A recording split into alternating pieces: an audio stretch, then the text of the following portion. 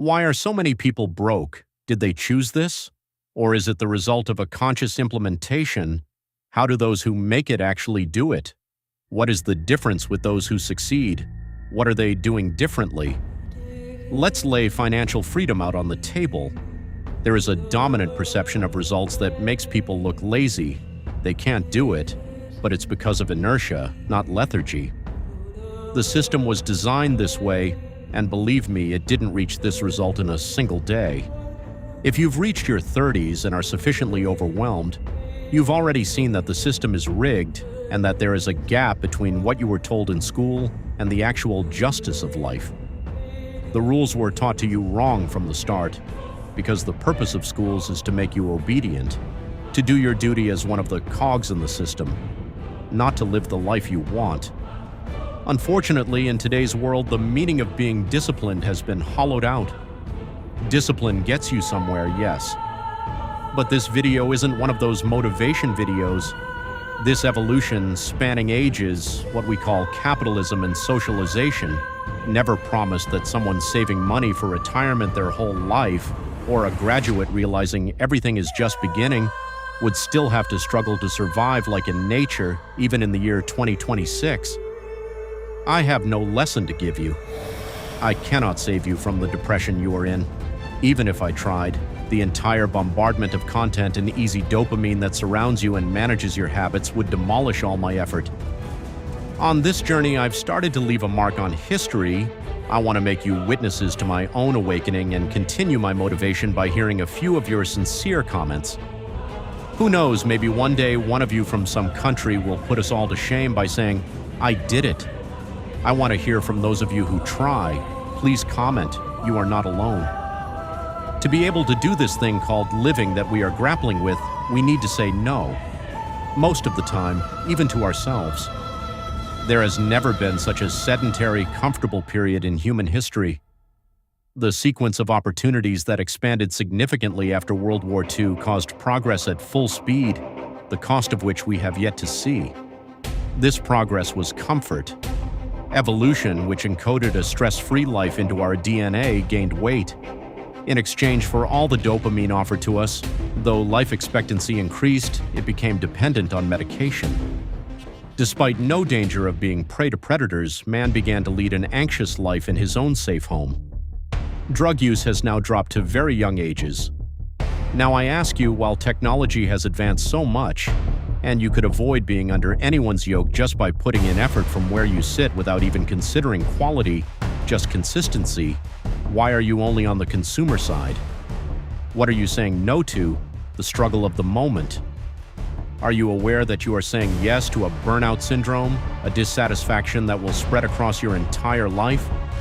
Student debt, credit card debt, auto loans, mortgage debt, medical bills. The average American household now carries over $100,000 in total debt, and that's just the average. Ask yourself, who benefits from this while most people are always paying something back? Now add inflation, the silent thief. Today's dollar can buy half of what it did 20 years ago. And the so-called solutions offered to this problem? Printing more money, lowering interest rates, stimulating the economy. But every time this happens, asset prices inflate. Stocks, real estate, commodities. The rich who already own assets get even richer. The poor who have nothing fall even further behind. This is not a bug. It is the engine itself. A financial system powered by debt, lubricated by inflation, and maintained by confusion. And here is the bitter part. It conditions you to blame yourself. Didn't save enough? Your fault. Can't buy a house? You're not trying hard enough. Living paycheck to paycheck? Budget better. The system never takes the blame.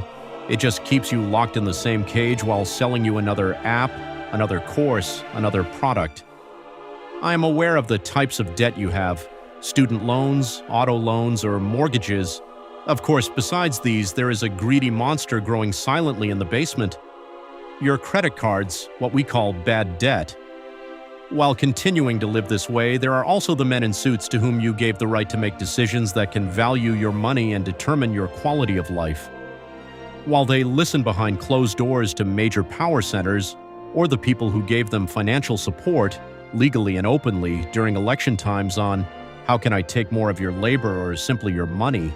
Why are you still spending time in front of the TV and now even in front of a screen in the bathroom? The funny part is the system shooting itself in the foot as birth rates are dropping significantly because of these presentations. But like I said, nobody cares about you.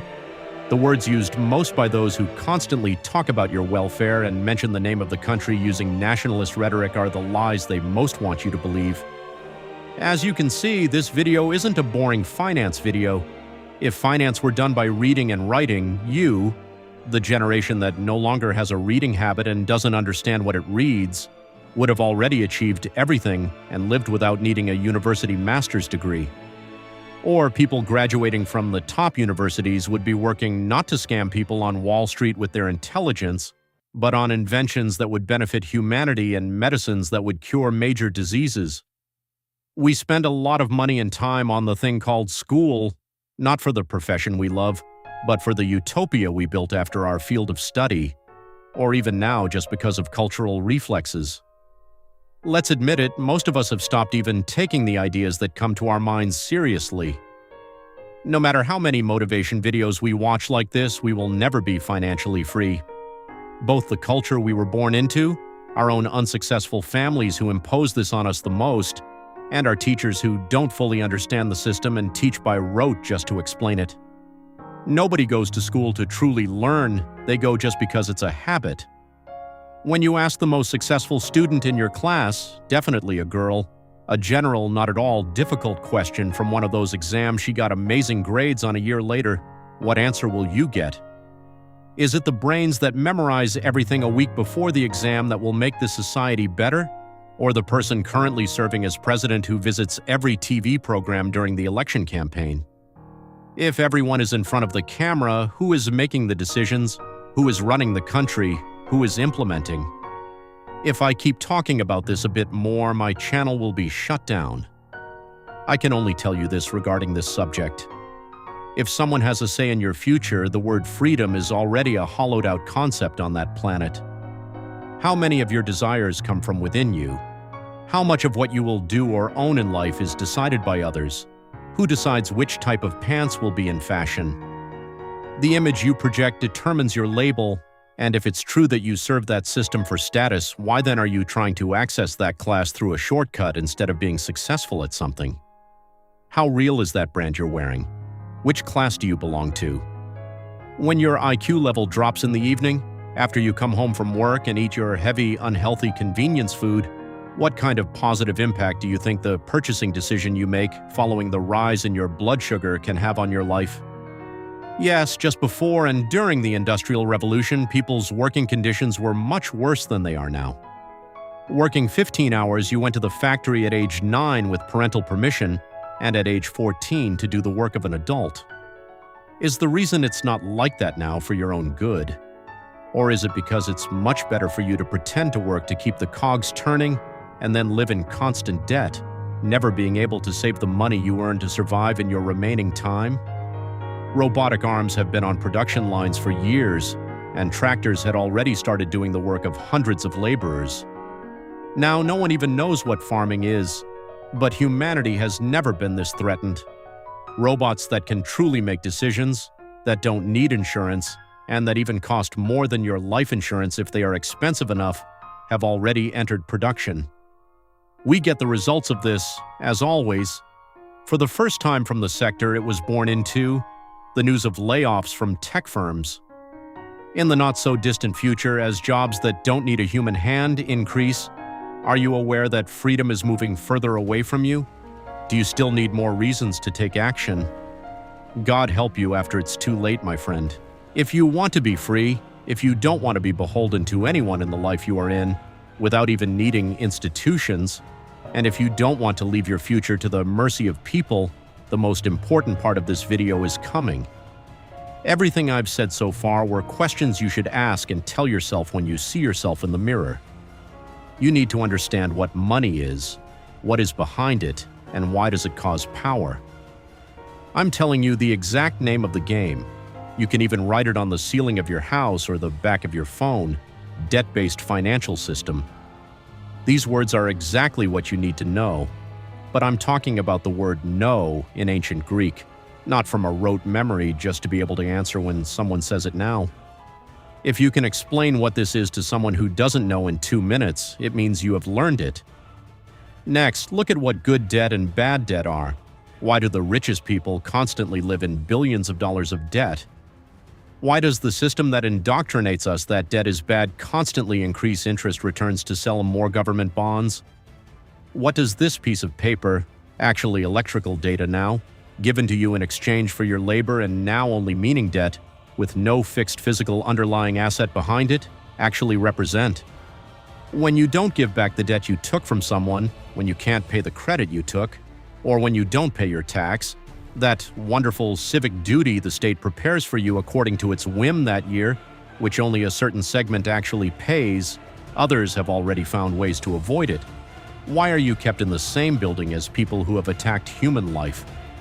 Now is the time to adjust the spending amount of the money you earn and keep at least 30% of it in various solid assets, my friend. If you just throw the money aside, you can think of it as if a mouse is waiting every year, gnawing away 7% from the bottom without you seeing it and running off. Start saving by not keeping everything in the same place consistently and to see what you can do at least 1 year later. No one dies of hunger. No one gives you advice like this. The videos that were the inspiration for this video are made of hollowed-out words in echo chambers by people who don't actually do what they say. Those trying to give you motivation, or all the personalities saying, "I'm an economist, listen to me and get rich," are the types who take commissions in exchange for recommendations in the relevant field, with the books they've already written and the engagement and subsequent advertising collaborations they get while you give them your shift. Don't even trust your own father anymore. Remember what challenges you strengthens you. You will see 2 books in the descriptions. If you finish one in a year and the other in 2, I send you my congratulations and I will plant a tree for you. Come on, there is no such thing as tomorrow. Start putting even a single cent in your pocket aside, then start turning them into real underlyings. Have a candle for when the power goes out, and a life you can say you lived when your time comes. The adventure is yours. I am just a stranger you met on the road. Best wishes. Red Pillow.